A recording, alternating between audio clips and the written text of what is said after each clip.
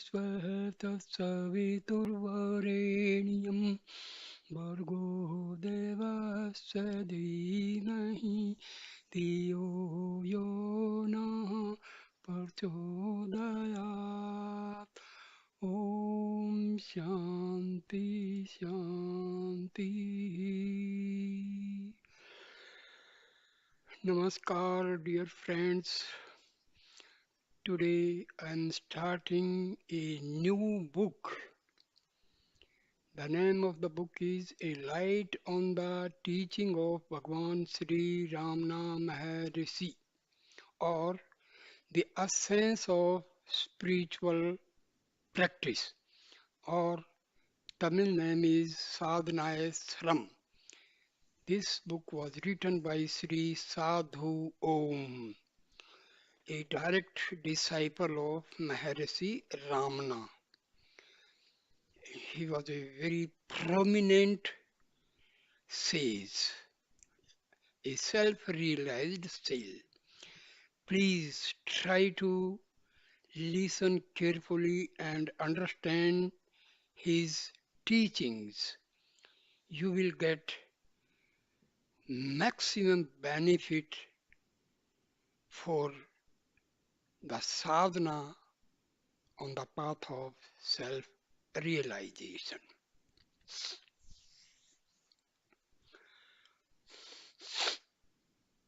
So I'll start the first video on this. After Bhagwan Sri Ramana Maharshi left the body in 1950, many of his devotees came to recognize Swami Sadhu, the author of this book, not only as one of the foremost disciples of Sri Bhagwan who lived outside the ashram, but also as someone with the rare gift of explaining his teachings in an easy, clear, and simple manner that could be not only understood but also easily practiced by all sincere seekers of true self knowledge. Thus, many of his devotees began to approach the Swami seeking clarification of all aspects of Sri Bhagwan's teachings. This also included, among other things, the proper use of the method of self inquiry in one's practice. Finding the Swami's explanations clear and easy to understand, some seekers made notes of his oral replies and others collected and preserved his letters answering their questions and doubts. Realizing how useful Swami Sadhu Om's explanations would be to all sincere seekers of truth, one of the devotees of Sri Bhagwan, the late Dr. R. Shantanam, took great pains over several years to gather together many of the letters written by this Swami and many of the notes taken by those who had visited him, and requested him to edit all the letters and notes and present them in the form of a book. Since the material gathered by Dr. Shantanam consisted of replies given under various different circumstances to devotees who were on various different levels of understanding and who were dealing with various diverse subjects such as devotion, self inquiry, yoga, karma, God, world, soul, birth, death, liberation, and so on. Sadhu Om Swami felt it would not be appropriate to form a book consisting of so many miscellaneous ideas, and so he selected first only those ideas which were centered around the direct path of self enquiry for his first book, leaving the others to be used later. In this regard, Swami's first book, The Path of Sri Ramana, Part 1, first published in 1971 and now with later editions is an outstanding contribution extended to all devotees and admirers of Sri Bhagwan on the method of self-inquiry, which is his primary teaching.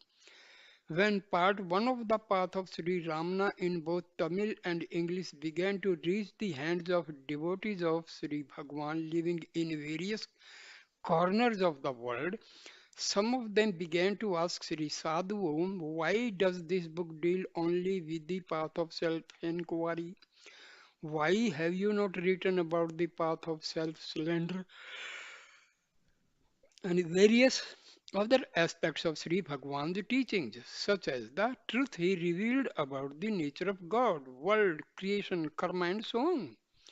The result being that Sri Sadhu Om once again took up the material gathered by Dr. Shantanam, and from the various replies which he had set aside while editing part 1, he compiled the path of Sri Ramana, part 2, which consists of 3 chapters, namely 1. God and the world, 2. Love or bhakti, and 3. Karma, followed by a number of explanatory appendices.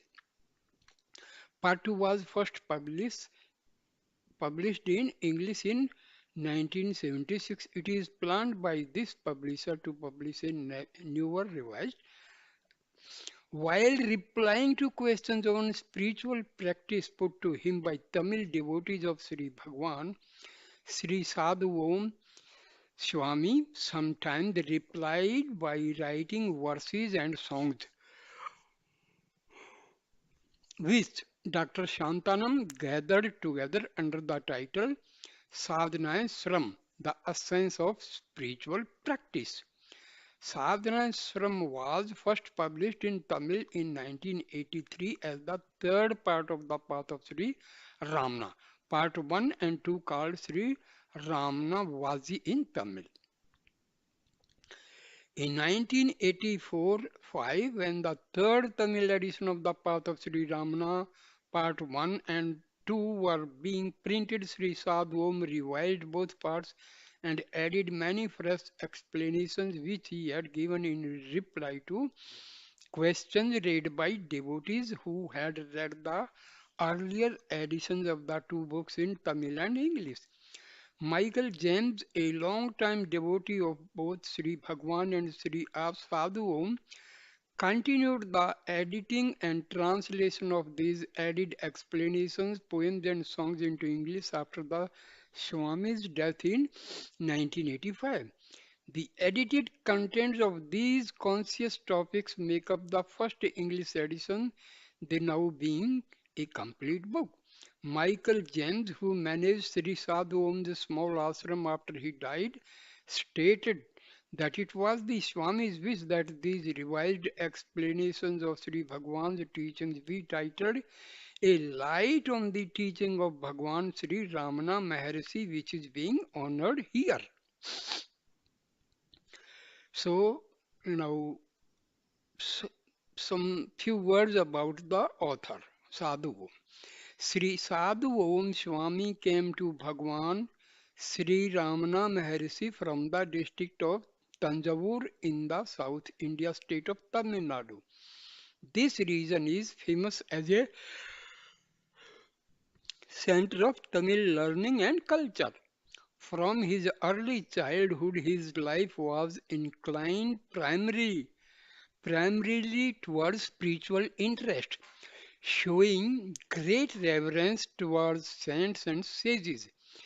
Even in later years, he filled his students and listeners with stories about their lives. In his early teens, he was by grace already an inspired Tamil poet, which inspiration came to him at the young age of 14. His meeting and association with Sri Bhagwan Ramana brought his natural poetical aptitude to its full fruition, and up till the time of his death in March 1985, he composed around 6,000 songs and verses singing his devotion to his Guru Ramana by depicting the unique glory and the beauty of his life or expounding his philosophy in the most undiluted form in a language that was a marvel of simplicity and clarity, and that cannot fail to move one's heart and make us want to know more about Sri Bhagwan Ramana and about his instructions. When answering questions on spiritual matters, Swami's replies showed that it was only through the grace of his Guru Ramana that he was able to do full justice to all the many subtle points brought up and to reveal the answers that addressed all the various standpoints of the different listeners, which was accomplished with a refreshing and joyful originality. His association with Sri Bhagwan lasted only 5 years due to his master's death. As Sri Bhagwan says, for man under the powerful glance of the Guru, as coal takes time to ignite and charcoal is proportionately quicker, gunpowder ignites immediately. The latter example proved to be true in the case of Swami Sadhu Om, whose enlightenment came about from being with his master for only this comparatively short period. See, this is, those who have done sadhanas in their previous births. So, their journey on the spiritual path in the present birth starts from the point where they have left in the previous birth. So this is the added advantage. So Sri Sadhu Om had done great rigorous spiritual sadhanas and thereby he was straightway on the higher path when he came to the proximity of Bhagwan Sri Maharshi Ramana. He immediately got enlightenment because he was already ready. He deserves that. Some people take 30, 40, 50 years for enlightenment. Somebody just few days even. So this depends upon how the person concerned has done his sadhanas in the previous births. So the deep spiritual insight shown in this book and in his other books clearly proves that Swami Sadhu Om does not fall into the category of ordinary seekers, those that Sri Murganar, Sri Bhagwan's chief disciple, referred to in verse 101 or his garland of Guru Singh. See, I chose Anamlai Swami's book. Now I have chosen Sadhu Om's book because their teachings are completely telling the teachings of Bhagwan Sri Ramana because both were enlightened, realized souls. So they have full authenticity. Their each and every word is authenticity and completely based on the teachings of Maharshi Ramana. So the Garland of Gurus saying, verse 101 says, who stay unmoving near the master of consummate knowledge age and die while their ego's darkness tarries like the steady shadow lurking at the lamppost foot. Such is perhaps their rawness still from former births persisting. Although his was a relatively brief association with Sri Bhagwan Ramana, through his long-standing association with Sri Murugnar, himself a great Tamil poet, who became instantly enlightened by the presence and grace of Sri Bhagwan. Swami Sadhu Om was able to absorb the import of Sri Bhagwan's words of wisdom in the terse classical Tamil language in which he spoke and shared his teachings. Moreover, the Swami's wholehearted devotion to his Guru and his one-pointed adherence to his teachings make him a fit channel for Sri Bhagwan's grace to both flow and fill him with its rich abundance. And it also causes the listener or leader to be filled with the near same richness of Sri Bhagwan's grace. This means Swami Sadhu Om had the three essential qualifications to explain the teaching of Bhagwan Sri Ramana Maharshi to those who came to him looking for clarification. Although he professes to not have a high command over English, his native language being Tamil, with the help of the three essential qualifications, that is, having lived in close proximity to Sri Bhagwan himself, having also a clear understanding of even the classical Tamil language used by Sri Bhagwan, and having himself realized and directly experienced the wisdom and truth as shared by Sri Bhagwan. He was well able to detect the faulty understanding of those who, perforce, must depend only on the English versions in their approach to the teachings of Sri Bhagwan Ramana. Some people tend to gauge the real worth of each devotee of Sri Bhagwan by the number of years they lived with him. Since having a long relationship in close proximity with the Guru is usually a major criterion for being qualified to teach or advise others in the proper use of his teaching. Although the time a disciple has spent in the physical presence of his Sadguru is not a criterion by which one can judge his spiritual attainment. When one such person once asked Sri Sadhu Om Swami in a slightly disparaging manner, "You lived with Sri Ramana for only 5 years. Are there not many who lived with him for many more years than you did?" He replied, "Yes, I am indeed ashamed about it, because when even 5 seconds were more than sufficient for the divine power shining in the presence of Sri Bhagwan to quench the spiritual thirst of mature souls. If 5 years were necessary in my case, does it, does it not show my state of immaturity?" What a wonderful reply this is. This reply was typical of the unassuming and self-effacing attitude of Sri Sadhu Om Swami.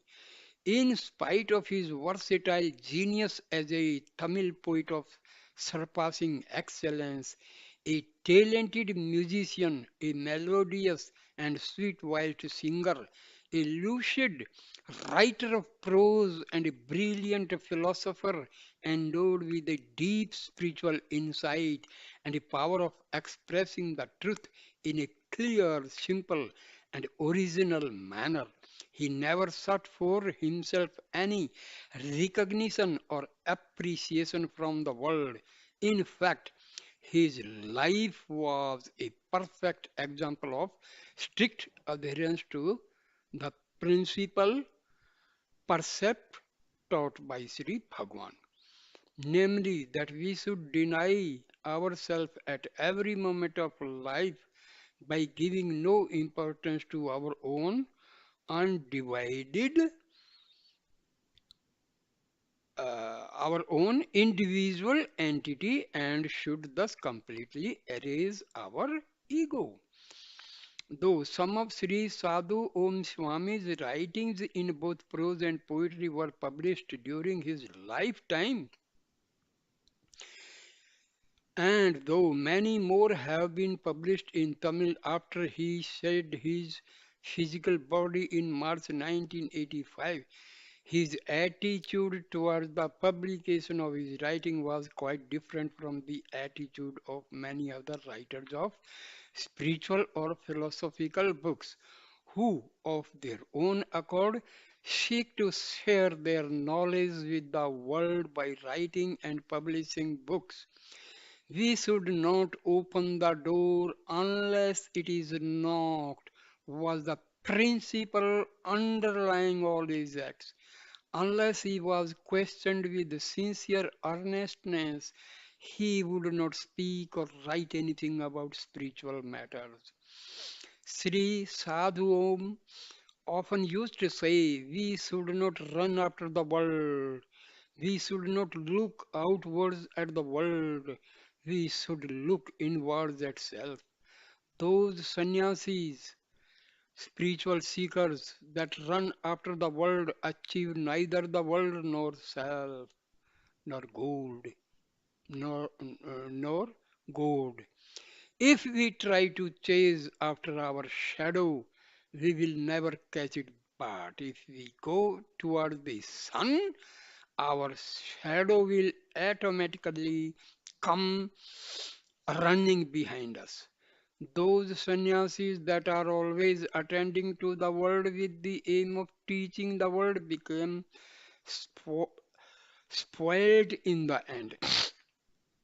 An invitation once came to Sri Sadhu Om from an earnest seeker in USA. Will you not come to the West and guide us? His attitude is shown clearly in his reply, which ran as follows. It is unnecessary for the reality to run after the world.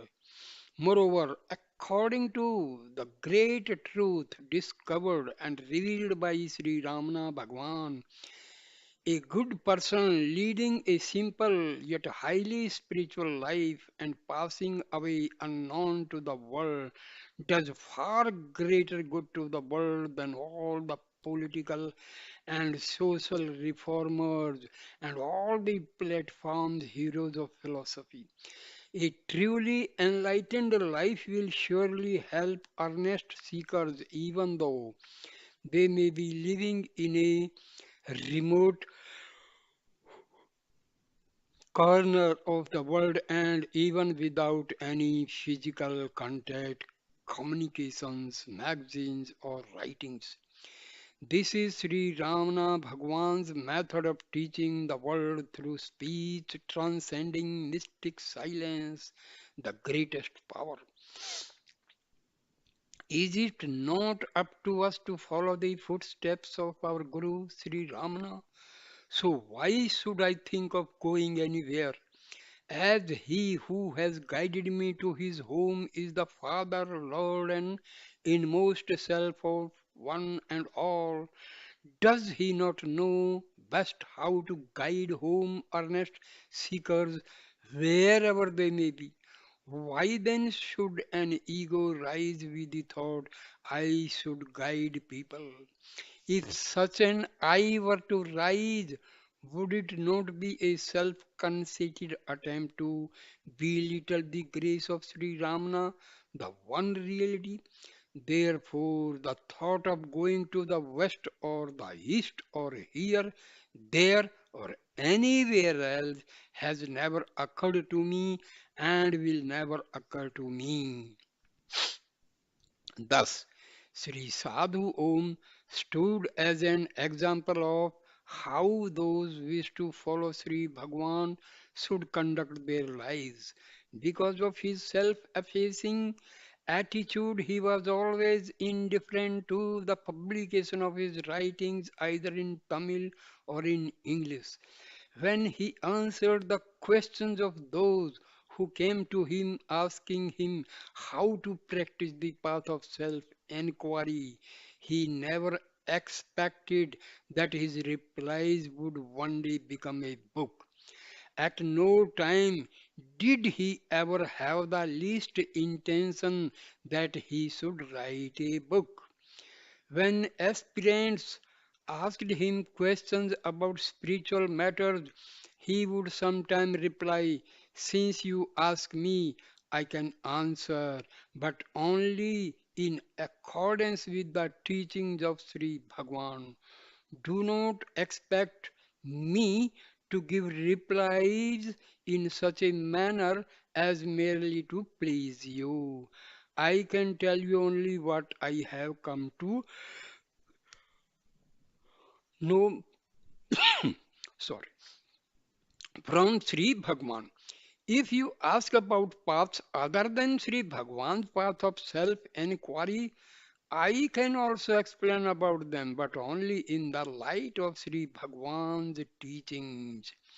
His teachings alone are the authoritative sastras, scriptures for me. If the world chooses not to accept my ideas, it does not matter. Let it throw them away. Sri Sadhu Om was never concerned in the least about what others thought of his views, nor about whether or not his ideas would be valued by the world. Regarding the books that were published in his name, he once said, "I told whatever I know only for those who asked me. I do not object if they wish to share these ideas with others by printing them in the form of books. But I have not come to the world for writing books. I am not a writer, n- nor do I have any desire to become a writer.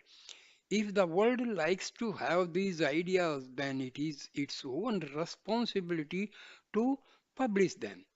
Therefore, this book is published only for those who appreciate Sri Sadhu Om's unswerving adherence to the clear and direct path brought to the world by Sri Bhagwan Ramana. This message is comprised in part of information about the author contained in the fourth edition of his book, The Path of Sri Ramana, Part 1, published by Sri Ramana Kshetra, Tiruvannamalai, India. So the actual book starts now.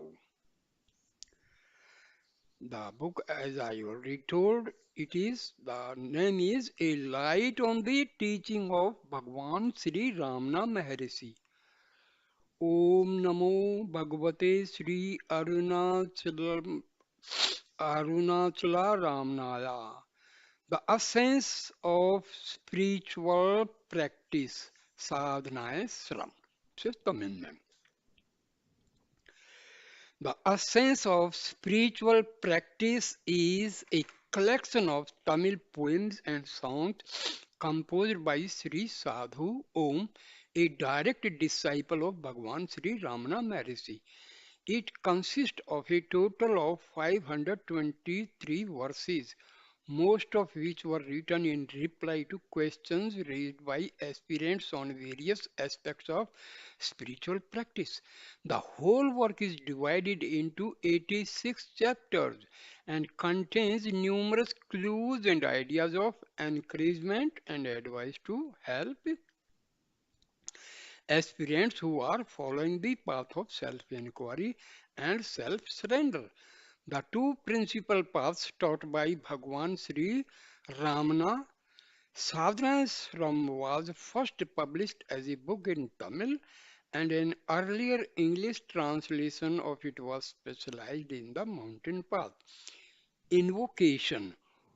O Sri Ramana, bestow your grace upon me so that I may in experience flawless attain the unequaled and unsurpassed essence of the practice sadhana of self-knowledge, the excellent path who am I, which you have discovered to be the central and foremost among all the various paths. Second, O Sri Ramana, the heart, who through your grace protects me at every moment by guiding me along the correct path, rise from within and teach me the truth, true import of your divine and unequaled teachings so that I may know them in the undefiled, pristine purity. So, dear friends, whenever we listen to some spiritual talk, our complete attention must be there because spirituality is a very, very subtle matter because everything is invisible. So, this is most difficult and the most easy path. These are two contradictory statements. This is the most difficult and this is the most easy. See, most difficult for those who do not believe in divinity, in spirituality. So for them it is difficult. But those who believe have full interest, full inclination, full determination. This path is the easiest path. See, Maharshi Ramana has given a very easy path because most of the people, what they think, that they should indulge in so much karam khanda, should visit so many temples, must visit places of pilgrimage, must spend so much money on charity. See, for them, definitely the spiritual path is very difficult because there is no end. But those who try to walk the path shown by Maharshi Ramana, this is the direct path and most easy. Again, I say it is most easy only for those who are interested and are completely dedicated to follow the path of self inquiry. Because you have to sit, you have to put efforts. Once you have full inclination to tread this path, it is very, very, very easy. You get peace of mind, you get bliss, and in a very short time, the complete realization occurs. It is so easy. But again, I tell you, if you don't believe and only believe that I must have Guru, I must visit so and so place of pilgrimage, then definitely it is difficult. Have faith and see another most important thing.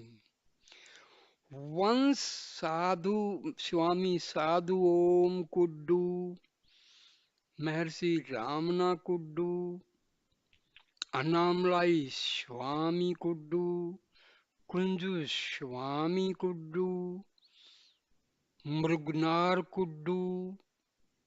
So many sages, Swamis they have done.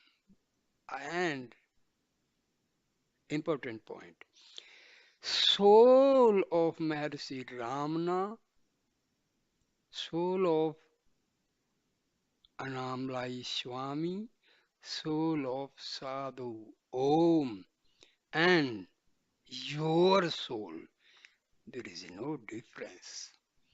As water in Atlantic Ocean or Indian Ocean or Bay of Bengal, it is just made of two atoms of hydrogen, one atom of oxygen. Exactly, the soul of a sinner, soul of a sage is the same. Then here the difference comes. Difference comes the ego and mind and the subtle impressions called vasanas. People having pure vasanas, people having pure mind, so they are they become successful in the path of spirituality soon, easily.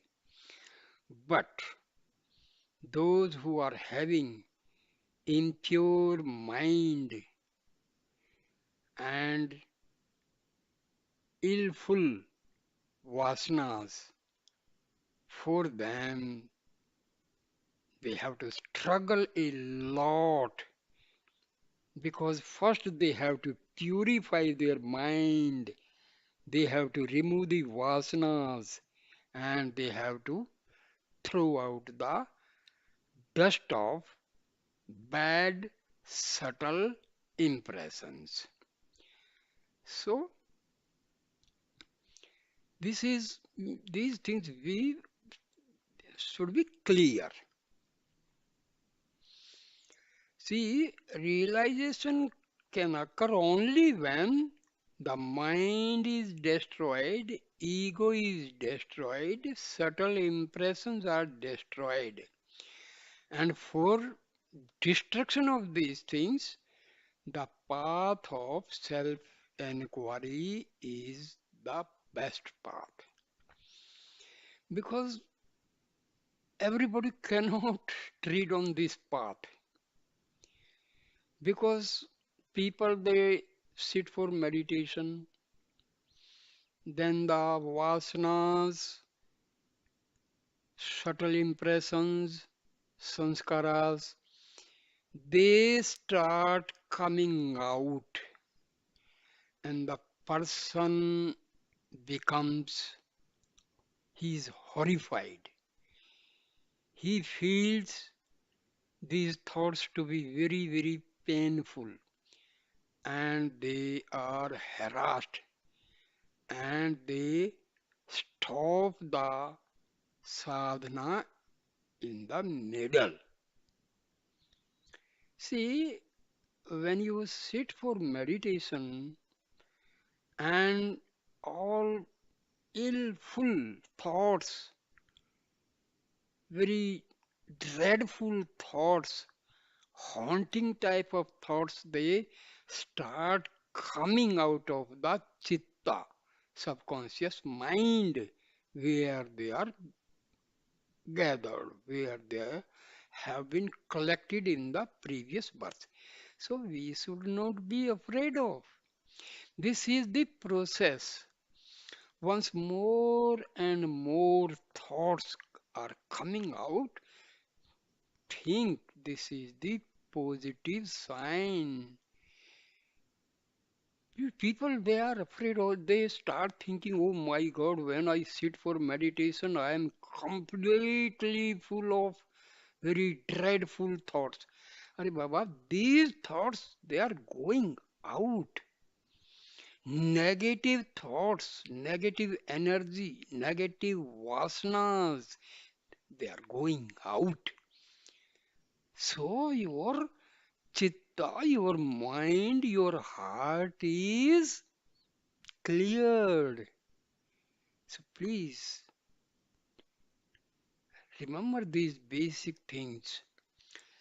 So when you are sitting for meditation and you are having abundant amount of thoughts, do not worry. Do not think you are on the wrong path. This is the procedure, this is the method, because sadhana means what? We have to remove the vasanas, subtle impressions which have been collected and embedded in our chitta in the so many lifetimes.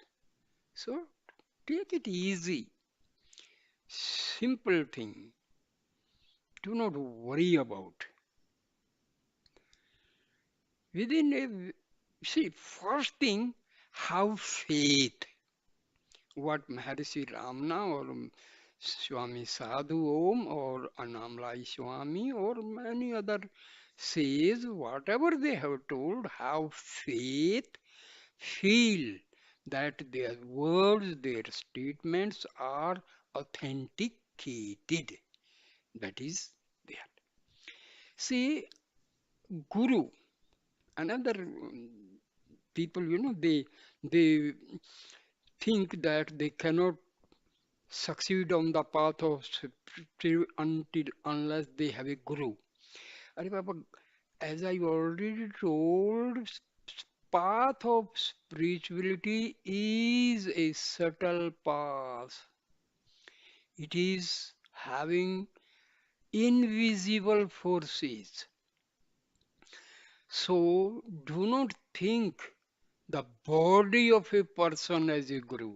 No. He has tremendous amount of spiritual energy which is beyond the space and time. A person is 2000 miles away. He can help you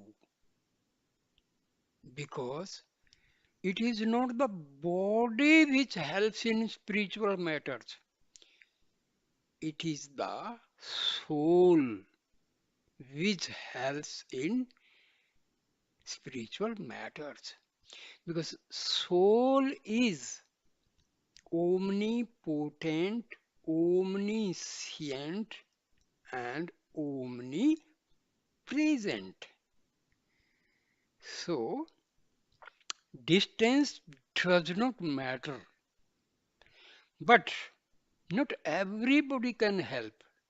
Only those who are realized souls, whose minds are purified, ego is destroyed, mind is. See, when the mind becomes pure, it is nothing but yourself only. Because mind and soul mm, is not different. Simple thing, try to understand. Mind takes birth from the soul.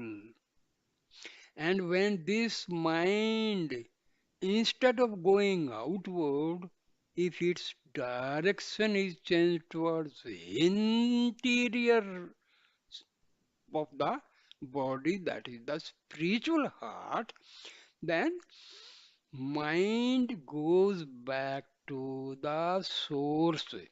What is the source of mind? Soul is the source of mind. So mind and soul are not different. When this mind goes outward, it becomes the part of world. The same mind goes inwardly, it becomes the part of soul.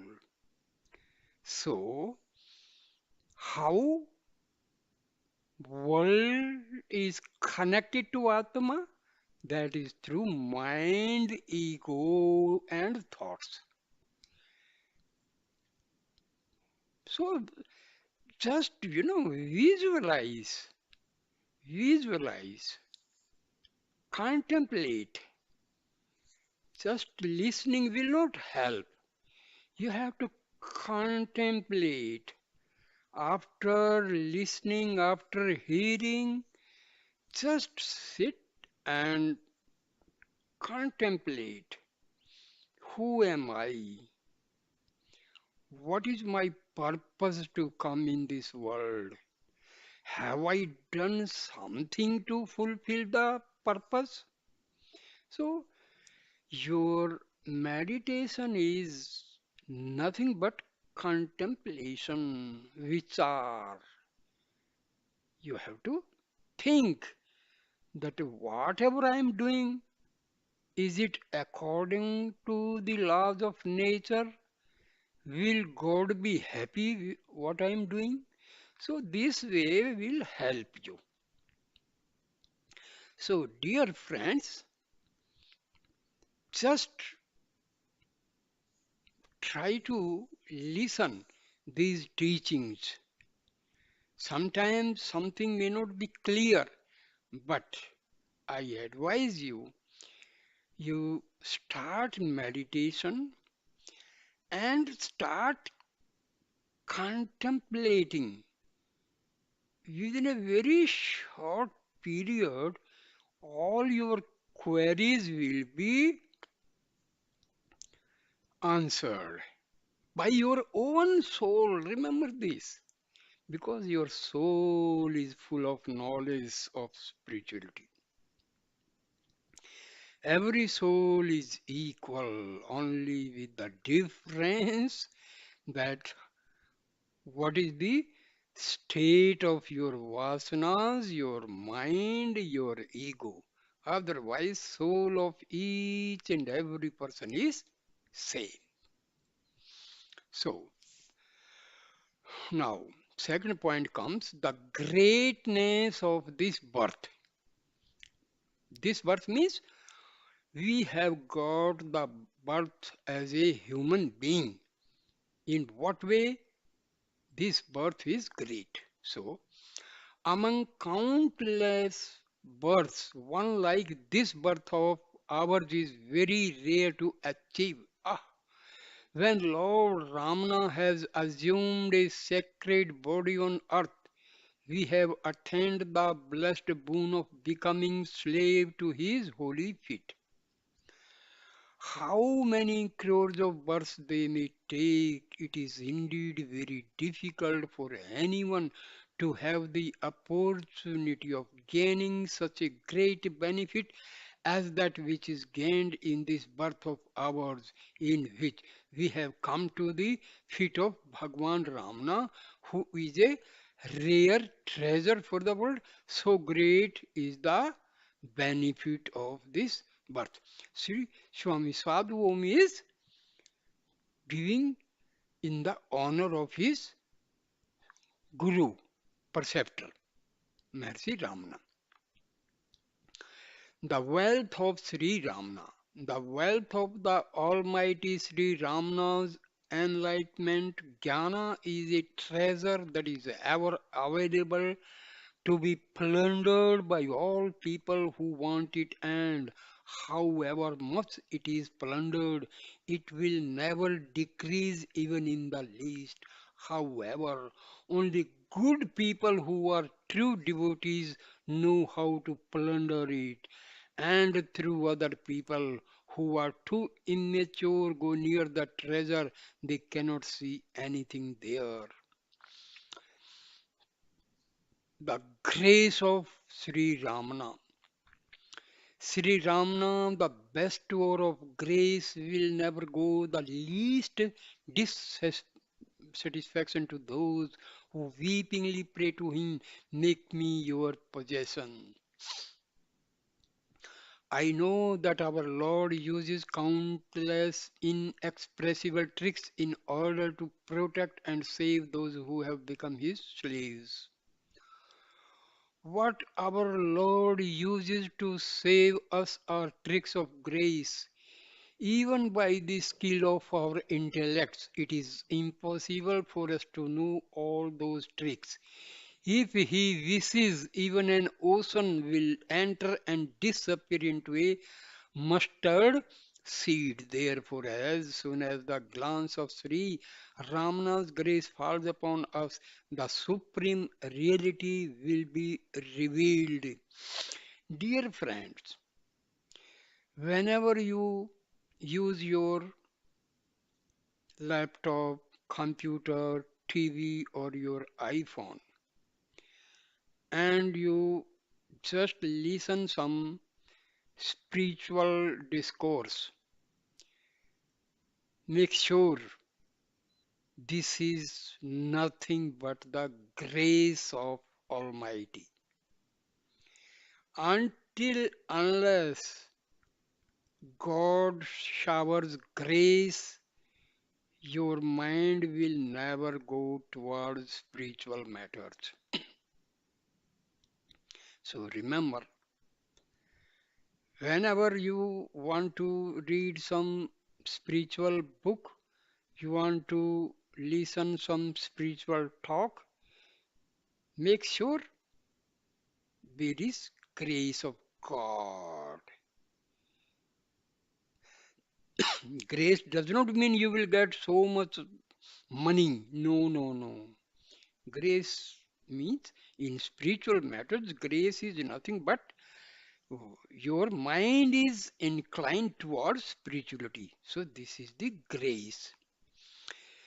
Next, since he is not bound by time or even by the limitation of place, he will not wait for some suitable time or suitable place to bestow his grace upon his devotees.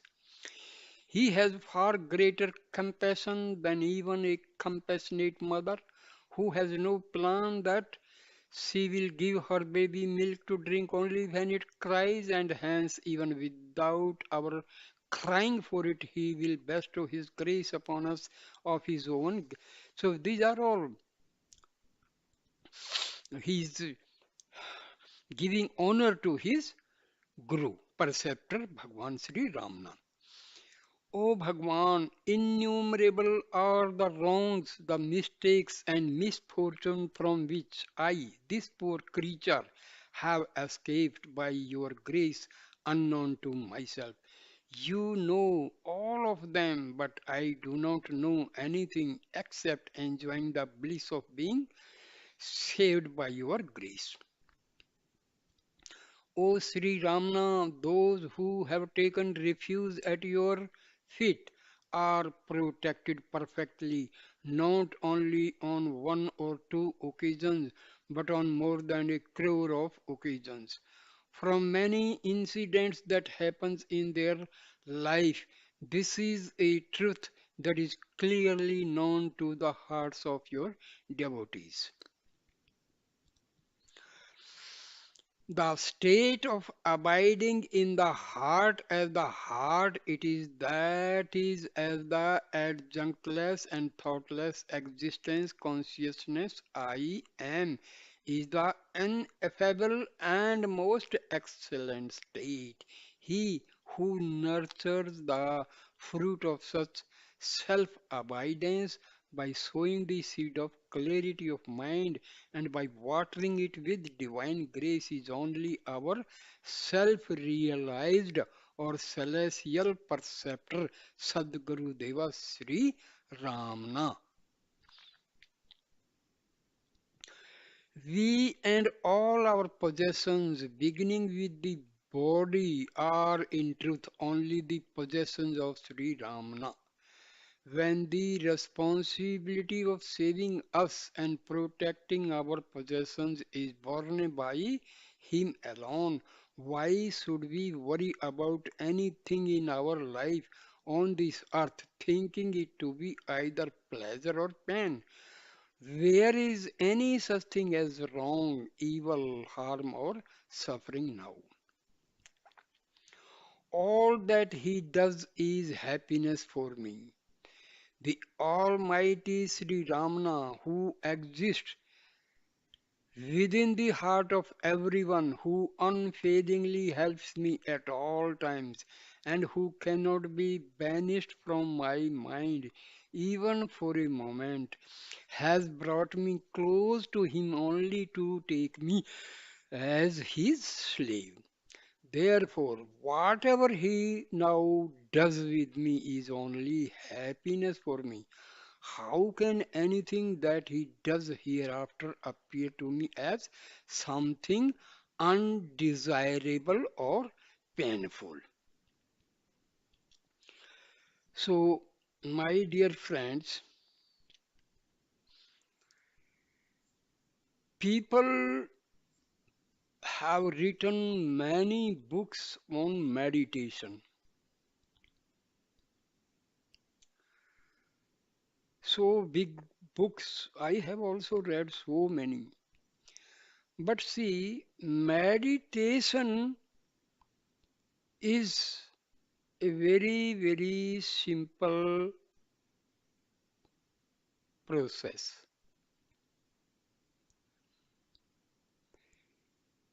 Meditation should not be taken in a very difficult way, very easy. Sit in any position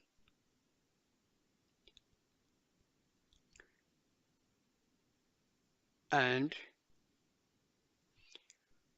do not try to control the mind. My dear friend, this is the most, everybody commits this blunder. People, they have written books how to control the mind. If you want to go to a place in the north direction, and if you start walking towards the south, more you walk, you are going away from your destination. So same mistake is committed. Mind is nothing but it is a quality of our soul which gives rise to the thoughts. Remember, thoughts arise from the Atma. Very simple thing. Thoughts arise from the soul. And when these thoughts, because these thoughts, they have a tendency to move out. They have a tendency to move out.